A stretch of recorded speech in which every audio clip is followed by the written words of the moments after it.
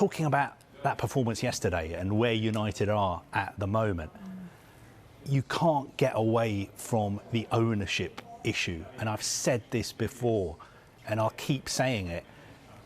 Under the current owners, this is what United is going to be like, because the way they bought the club and the way they loaded debt onto the club and the way the club has to pay those debts off means that United are going to fall further and further behind very well-run clubs like Manchester City, like Liverpool, like PSG, like Chelsea again now, where you've got owners who put money in, not owners who take money out.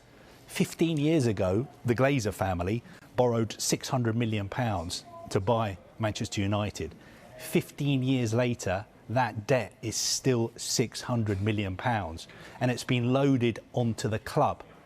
And the takeover has ended up costing Manchester United somewhere between 1.5 and 2 billion pounds. That is money that has gone out of the club.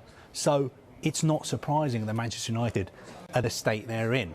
Yes, for a while when Sir Alex Ferguson was in charge, he almost papered over the cracks and he made United winners, and they won the title and they won the Champions League.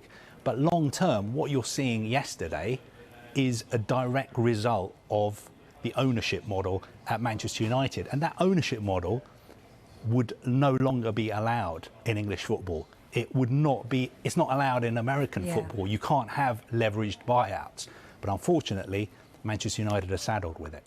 And just to go back to this ownership issue, you look at Chelsea, they've got new owners. Chelsea was put up for sale. The Rain Group, the investment bank in New York, they had more than 100 interested parties, people who were interested in buying Chelsea.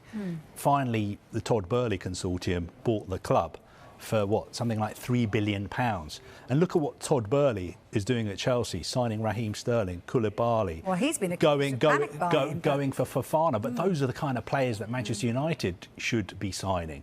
And there are people out there who want to buy Premier League clubs, who have the money to buy Premier League clubs.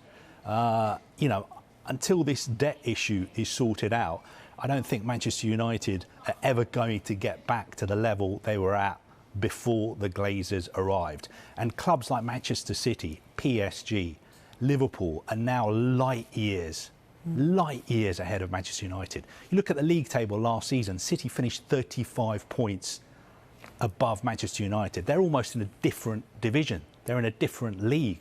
You look at the way City operate. How many years is it going to take for United to ever overtake Manchester City again? I'm not sure. I'm really not sure if it will happen unless there's a change in the ownership structure, because the money that's been taken out of Manchester United is the reason why Manchester United are in the state they're in today.